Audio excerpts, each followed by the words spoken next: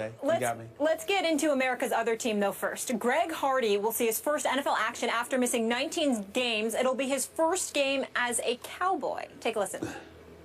Greg, you got a sack a game habit and an all-pro background stuff. Will it take a while to ramp up to that, or has all this time been ramping up to that? I hope not. I hope I come out guns blazing. You know, I'm full of excitement. I'm full of juice, and I'm ready to go. You know, have what they call fresh legs. So I'm really excited to get out there and get on that grass, or that turf, and see what they can do. You mentioned how difficult this whole process has been, Greg. What have you learned about yourself through the whole process? I'm a really good pass rusher when I put my mind to it. I had a good off season and a good camp. You know, we were all there. I got to be a part of a group. I got to get off the ball with some defensive ends, some defensive tackles, and just get back to the swing of things. Your thoughts about going through the legal process and then the challenge and where you are now? Man, once you put that helmet on, you really only have thoughts of winning. It's a contagious kind of thing. It's a cowboy kind of thing. I feel like when I get around these guys, I feel like it's not really about anything but winning and getting sacks and doing my job, and I'm really good at that. So. Brady's not an easy opponent for your debut game as a Cowboy. How do you view that? Same one I did last time I saw him. Hopefully on the ground. How many times? Did you sack him last time you Ask saw him. him? Come again? Did you sack him last time you saw him? Luckily, he gave me one. So thank God for Tom Brady, you know. On the ground, fresh legs, guns blazing, Skip Bayless. How do you feel about Hardy's comments? Stephen A. Smith, now the tables are turned, and we have to talk about my favorite team, not your Yankees, but my Cowboys. So, Molly asked, how do I feel? Where do I start? Embarrassed? Ashamed? Torn from the bottom of my soul that now I'm thrust into a position of having to root for this guy on this Sunday, albeit against the New England Patriots, my AFC team. That's a whole other issue. Tough for you. But Stephen A., think about this. Now my Cowboys season hinges upon the returns, plural, and immediate impact of Greg Hardy coming back from his suspension for conduct detrimental to the league, and also Rolando McClain returning from his suspension for violating the substance abuse policy. I don't love it. And I told you from the start, day after they signed Greg Hardy, Jerry Jones took this risk, this plunge, even though the money part of it is low risk, high reward. But it is a plunge PR-wise, and I told you I didn't love it. And I told you that I will disqualify myself when the games start, the real games start. I'm still going to root for my Cowboys, but I'm going to have a hard time including him in the mix of my Cowboys. And what he said yesterday, Stephen A., makes that even harder for me. I just wish that somebody had been able to get to Greg Hardy before he did his first interview as a Dallas Cowboy and counsel him a little bit, prep him a little bit about what to say and maybe what not to say. And apparently nobody did, which made this even harder. I did not want to hear him say, because it was not a very good idea, to say I'm going to come out, says Greg Hardy, guns blazing, when your accuser, back in your sexual violence case, said that you threw her on a couch that was filled with semi-automatic weapons? Really? Ugh, that made me cringe. And after all that you went through, and I guess we should refresh everybody's memory, a district judge found Greg Hardy guilty as charged by the accuser, but then there's a little tricky North Carolina law that allows an appeal to a different court for a jury trial, and she did not participate in that appeal, and there were many reports, including an indication from the police, that she settled the case out of court. She was paid off. So let's keep that in perspective. And now Greg Hardy yesterday takes another wrong path. Another one made me cringe, where he starts talking about how attractive Tom Brady's wife is. Hope she comes to the game. Hope she brings her sister. Hope she brings a lot of her friends. Just stop it. Just give it some time. Give it a rest, please. And then he goes another step, and he thinks it's funny. He's doing a little bit of shtick, and indicates that he votes for his Pro Bowl quarterback based on their choice of wife or girlfriend. Again, he's just trying to be funny. It ain't funny, Greg. Not now. Please stop it. at least he could have had the good sense to let some time pass before he started talking about guns blazing and how attractive quarterbacks' wives are. Just hit me the wrong way, Stephen A. It made me a little sick at my stomach. I'll still root for them, but man, I can't root for this guy. Sorry. Well, I can't really say, excuse me, I'm still sick. I can't really blame you for your position on it. I'm not going to hold against him the specific things that he said, Skip, because he's paid to play football. And let's face it, regardless of how bright a lot of these athletes may be, sometimes articulating and elocuting their thoughts is a bit of a challenge. They don't get paid to do what we do for a living.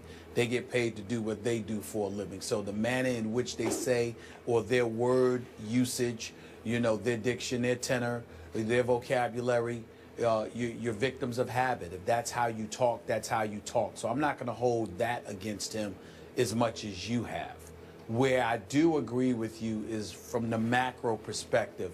Somebody should have gotten to him and have talked to him, because Skip Bayless, I'm here to tell you right now, no matter how strong Greg Hardy is, literally and figuratively, I'm here to predict to you that if he doesn't change or modify his approach in some fashion, he's going to break before this season ends. And here's what I mean by that statement. When somebody's asking you a question about what the offseason has been like and what these suspended games have been like for you, you can't sit up there and sidestep by saying, I'm thankful for another day to get sacks, man. Any day I can wake up and rush the quarterback is an awesome day. At some point in time, you're going to have to deal with the allegations and ultimately the conviction from a bench trial in North Carolina. You're literally going to have to look at folks and address those issues. And the fact that you refused to do so yesterday is a bad sign. Because when the Christine Brennans, the wonderful Christine Brennan of the USA Today, and a plethora of other women working in this industry highlight the level of insensitivity that you may have and what you're lacking and how you don't even have the courage to address certain issues, they're going to sit there and interpret that as you not being nearly as remorseful as you should be, regardless of what the details may involve, according to Greg Hardy. And that they have every right to do. You proclaimed your innocence, even though you were found guilty at a bench trial. I understand you don't want to get into the specifics, but there is no reason on earth why you should have avoided the subject when you're addressing the media for the first time now that your suspension is over. It comes across as cowardice. It comes across as weak. It comes across as if you're trying to evade and deflect instead of taking things on head on. And as a result of that, they are going to continue to come his way. And that is not going to be good for the Dallas Cowboys. I understand that any publicity is good publicity in the eyes of some people. Not this kind of publicity. Yeah, I'm with you. You can't be synonymous with domestic violence and you refuse to tackle the issue head on. Yeah, you just can't do that because they're going to cause him unnecessary headaches. And more importantly, with Greg Hardy, Rich Dalrymple, who didn't get to him evidently, and others, if they didn't realize it or they forgot about it, they'll remember or realize it today. They're not going to just ask Greg Hardy about it. It's going to get to the point where they're asking his teammates about it. And not only are they going to do that, Skip, on a day like yesterday, they're going to do it when he's successful. Yeah. He could go out there and get 3 or 4 sacks. That'll prompt them to ask more questions. And it's all going to be because he didn't address it head on when he had an opportunity to. I think he missed an opportunity here. I think he made a huge mistake. I agree. And it comes across to me as, from Greg Hardy's perspective, above the law arrogance on his part. All the rest of it, the talk, the sort of trash talk about Tom Brady. Look, we know Greg Hardy. We've had him right here on this show. He's a big talker. It's part of his persona. It's how he fuels himself. Remember, he nicknamed himself the Kraken in Carolina. And I got to say, he often backed up every word on the football field.